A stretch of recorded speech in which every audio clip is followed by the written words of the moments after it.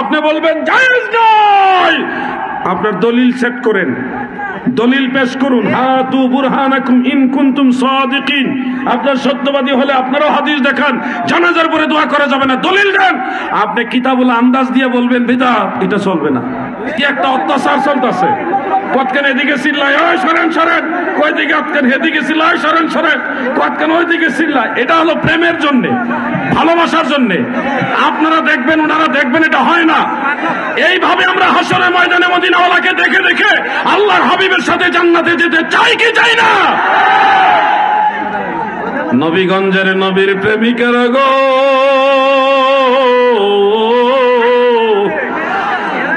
Note করেন সহিহ মুসলিমে international হাদিস নম্বর 2276, হযরত আউফ ইবনে মালিক। কিটা শুরু করছেন আপনারা? কোন সিএনজি ভাইরা জানতে চাইছে যে অ্যাক্সিডেন্টে মরলে এটা কি রকম মৃত্যু? সিএনজির যারা চালক ভাইরা ওনারা জানতে চাইছে অ্যাক্সিডেন্টে যদি মারা যায় তাহলে এটা কি ধরনের মৃত্যু হবে। মনে রাখবেন ফতোয়ায়ে শামির মধ্যে উল্লেখ আছে শহীদ 10 শ্রেণীর। কয় শ্রেণীর? 10 শ্রেণীর শহীদ আছে। এর মধ্যে সবচেয়ে শ্রেষ্ঠতম হলো যারা আল্লাহর রাস্তায় শহীদ হয় জিহাদ করতে গিয়ে, তারা হলো সর্বশ্রেষ্ঠ।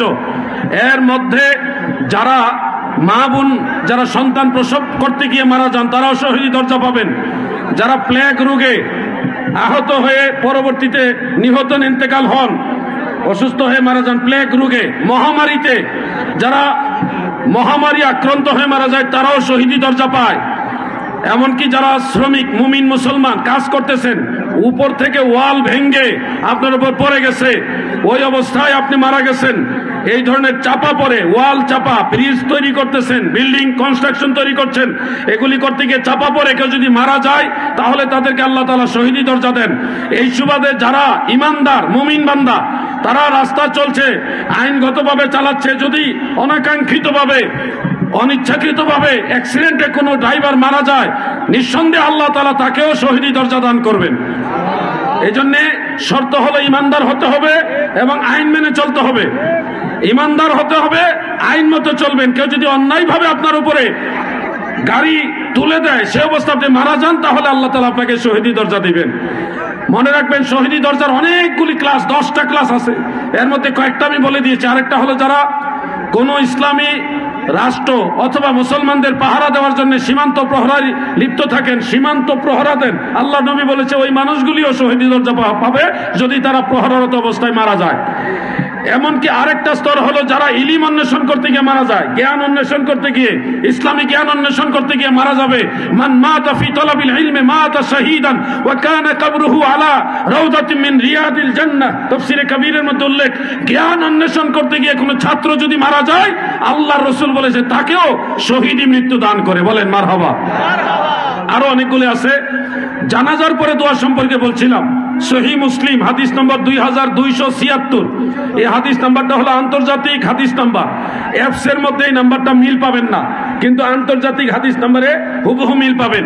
হযরত আউফ ইবনে মালিক রাদিয়াল্লাহু আনহু থেকে বর্ণিত, তিনি বলেন صلى رسول الله صلى الله عليه وسلم على جنازة فحفظت من دعائه وهو يقول اللهم اغفر له وارحمه واعف عنه واكرم نزله واسع ادخله الى آخر الحديث।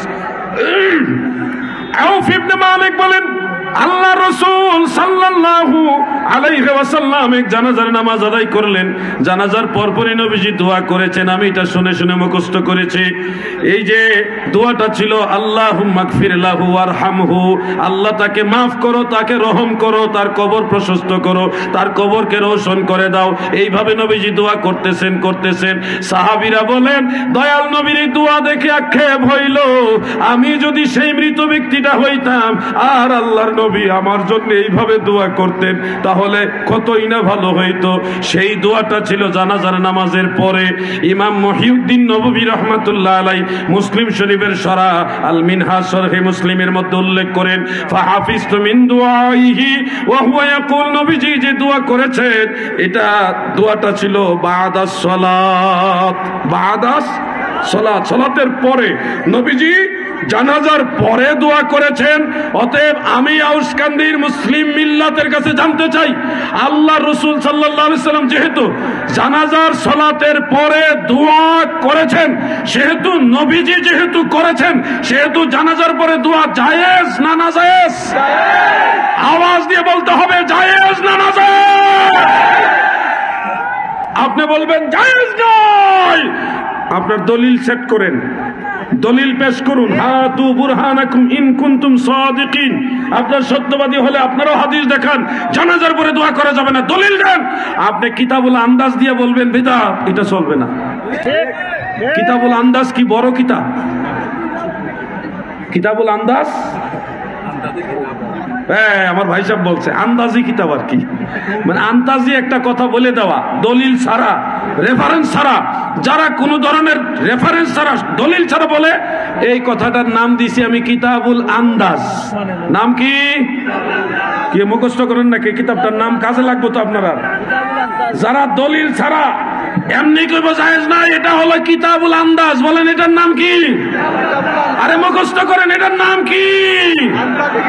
আন্দাজি কিতাব। আল্লাহ যেন এই ধরনের ফিতনা থেকে আমাদের মুসলিম মিল্লাতকে হেফাজত করেন, বলেন আমিন। জানাজার পরে দোয়া করা মুস্তাহাব, সময় হলে কাতার ভেঙে দোয়া করবেন। যদি দোয়া করতে নাও পারেন, ঝগড়া করবেন না, আপনি চলে যান, গুনাহ হবে না।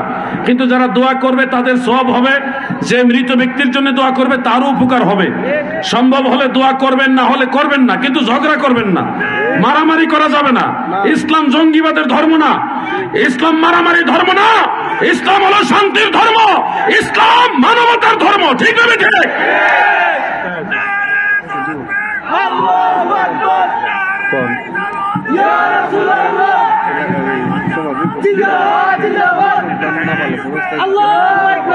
সন্তানের পিতামাতা আসরের আজানের পর থেকে মাগরিবের আজান না করতে কিছু পানীয় পান ওই সময় নাকি ইব্রাহিম আলাইহিস সালাম ওই সময়। বুঝতে পারছি আপনাদের এই এলাকায় একটা প্রচলন আছে যে কোন সন্তান যদি নাবালেগ অবস্থায় ইন্তেকাল হয়, তাহলে সন্তানের পিতা আসরের পর থেকে মাগরিবের আগ পর্যন্ত কোনো কিছু পানাহার করেন না।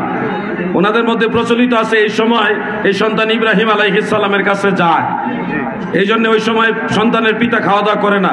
এটা কিতাবুল আন্দাজের মধ্যে আছে।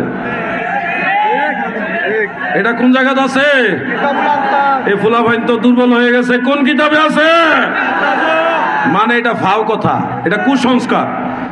ইব্রাহিম আলাইহিস সালামের কাছে আসরের পরও মারা গেল, সন্তান যাইতে পারবে, জোহরের পরও যাইতে পারবে, ফজরের পরও যাবে, মাগরিবের পরে হোক, এশার যে কোনো সময় মারা গেলে আল্লাহ তাআলা ওই নাবালেগ শিশুকে ইব্রাহিম আলাইহিস সালামের কাছে পাঠাতে পারে। আসরের পরে পাঠাইবে, মাগরিবের আগে, এই টাইমেই পাঠাবে। এটা হলো কিতাবুল আন্দাজ। অতএব কোন কুসংস্কারের সাথে আমাদের সম্পর্ক নাই, মনে থাকবে। কোন কুসংস্কার মান্য করা যাবে না। আসরের পরও সন্তানের পিতা খাওয়া দাওয়া চাইলে করতে পারবেন, কোনো অসুবিধা নেই। আজকে আর সামনে যাচ্ছি না, সবাই আমার জন্য দোয়া করবেন।